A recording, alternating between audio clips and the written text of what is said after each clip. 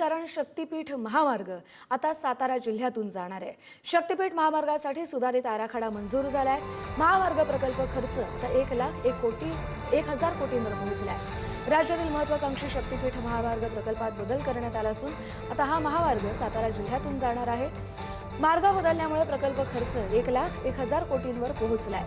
शेतकऱ्यांच्या विरोधामुळे राज्य सरकारने कोल्हापूर जिल्ह्यातील मार्गाच्या आखणीची अधिसूचना रद्द केली होती।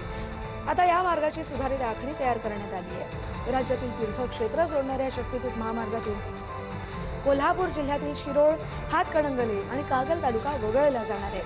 तर नव्या रेखांकनानुसार शक्तीपीठ महामार्ग साताऱ्यासह पन्हाळा, करवीर आणि चंदगड तालुक्यांमधूनही जाणार आहे। मात्र गावनिहाय अधिसूचना प्रसिद्ध झाल्यानंतरच जिल्ह्यातून जाणारा हा महामार्ग नेमका कोणत्या गावांमधून आणि कसा जाणार आहे हे स्पष्ट होईल।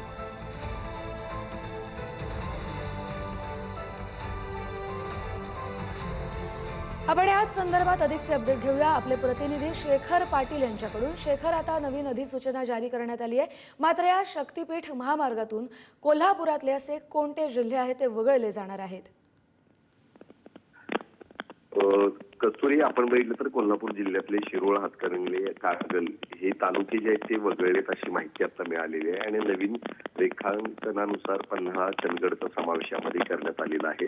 आपल्याला माहिती आहे की या तिन्ही तालुक्यांमधून जो शक्तीपीठ महामार्ग जाणार होता तर मोठं आंदोलन उभं राहिलं होतं। मात्र त्या ठिकाणी या सगळ्याला स्थगिती आता देण्यात आली अशी माहिती मिळते आणि नवीनच त्या ठिकाणी आराखडा जो आहे तो बनवण्यात आलाय अशी माहिती मिळते। मात्र सध्या गावनिहाय अधिसूचना जी आहे ती अजून प्रसिद्ध झालेली नाही, त्यामुळं हा नेमका कुठल्या गावांमधून या तालुक्यातून जाणार आहे हे अद्याप स्पष्ट झालं नसलं तरी शक्तीपीठ महामार्ग हा कोल्हापूर जिल्ह्यातूनच जाणार आहे हे मात्र आता स्पष्ट झालेलं आहे। केवळ तालुके जे आहेत ते बदललेले आहेत। शिवाय सातारा जिल्ह्यातून हा महामार्ग पन्हाळा आणि पुढे चंदगडकडे जोडण्यात येणार आहे आणि पुढे जाऊन तो गोव्याकडे जाणार आहे।